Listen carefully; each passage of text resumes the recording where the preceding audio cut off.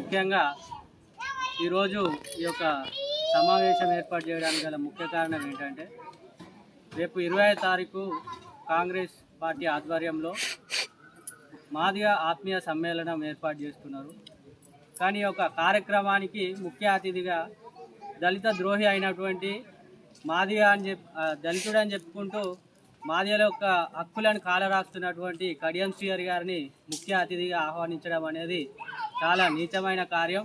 ఎందుకంటే మన యొక్క నియోజకవర్గంలో చూసుకుంటే ఒక దళిత బిడ్డ మాదిగ బిడ్డగా కాంగ్రెస్ పార్టీకి ఎన్నో సేవలు అందించినటువంటి రాజయ్య గారి యొక్క హక్కులను కాలరాస్తూ తనకు వచ్చేటువంటి ఎమ్మెల్యే పదవిని లాక్కొని ఈరోజు ఎమ్మెల్యేగా మా ఒక బీఆర్ఎస్ పార్టీ నుండి గెలిచి మీ యొక్క కాంగ్రెస్ పార్టీలోకి వచ్చిండు. అంతేకాకుండా మీ యొక్క కాంగ్రెస్ పార్టీలోనే చూసుకుంటే సింగపురం ఇందిరా మేడం గారు ఒక మాదిగ బిడ్డ పార్టీ కష్టంలో ఉన్నప్పుడు పార్టీ కోసం పనిచేసింది. ఈరోజు ఎక్కడ పోయింది?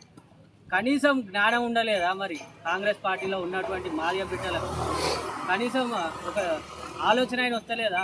అంతకుముందు పార్టీ నిలబెట్టింది ఒక మాదిగ బిడ్డనే కదా. మరి ఈరోజు ఏ విధంగా కడియం శ్రీహరి గారిని మీరు ఆహ్వానిస్తున్నారు ముఖ్య అతిథిగా అని చెప్పి మీరు ఈ యొక్క సభాముఖంగా మేము ప్రశ్నిస్తున్నాం. అంతేకాకుండా గతంలో చూసుకున్నట్టు కూడా ఎంఆర్పిఎస్ ఆవిర్భావంలో స్టార్టింగ్లోనే మాదిగల కోసం నిలబడుతూ మందకృష్ణ మాదిగ గారు ఎంఆర్పిఎస్ స్థాపించినప్పుడు 1995లో ఎస్సీ సెల్ ప్రొటెక్షన్ సెల్ అని చెప్పి మాదిగలకు వ్యతిరేకంగా ఈ యొక్క ఎస్సీసీఎల్ ప్రొటెక్షన్ సెల్ అని కడియం శ్రీహరి గారు ఏర్పాటు చేశారు. అట్లాంటి నాయకుడిని మీరు ఏ విధంగా ఆహ్వానిస్తున్నారు? అంతేకాకుండా నిన్న ప్రెస్ మీట్లో మాట్లాడుతున్నారు ఈ యొక్క కాంగ్రెస్ పార్టీ మాదిగలకు అన్ని చేసింది, మనకి ఇవి చేసింది అవి చేసిందని. మాదిగలకు ఇంతవరకు కూడా కాంగ్రెస్ పార్టీ చేసింది ఏం లేదు. మంత్రివర్గ విస్తీర్ణంలో చూసుకున్నా కూడా ఒక్క మంత్రి ఎమ్మెల్యే కూడా మంత్రి పదవిలో లేడు.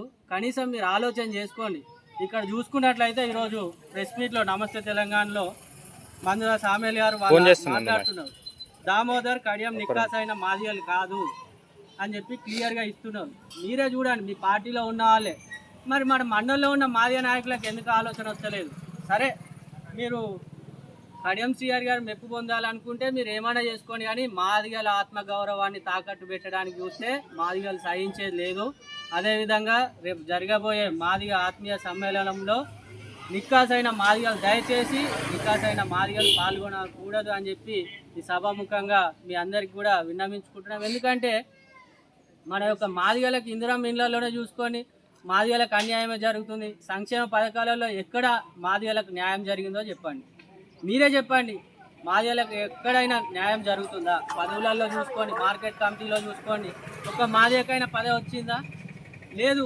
కనీసం అట్లాంటి స్థితిలో ఉన్నాం. మన మాదిగలను అణగదొక్కడానికి చూస్తున్నటువంటి నాయకులు తీసుకొని వచ్చి ముఖ్య అతిథిగా ఈ యొక్క కార్యక్రమానికి తీసుకొస్తున్నారంటే నీచమైన కార్యక్రమం. దయచేసి ఈ యొక్క మాదిగ నాయకులకు కనువిప్పు కలగాలి. మీరు చేస్తున్నది మంచిదే. ఈ యొక్క కార్యక్రమం దేనికి చేయాలి? మన మీ యొక్క నాయకురాలు సింగపురం ఇందిరా గారు కాంగ్రెస్ పార్టీని గతంలో కష్టకాలంలో ఉన్నప్పుడు ప్రతిపక్షంలో ఉన్నప్పుడు నిలబెట్టింది. ఆమె ఎక్కడ పోయిందని చెప్పి మాదిగ సమ్మేళనం పెట్టి అడగండి. ఇదే ఎమ్మెల్యే గారిని అడగండి. మరి గతంలో ఉన్నటువంటి ఇన్ఛార్జ్ అయినటువంటి సింగపురం ఇందిరా గారు ఎక్కడ పోయిర్రు అని చెప్పి అడగండి.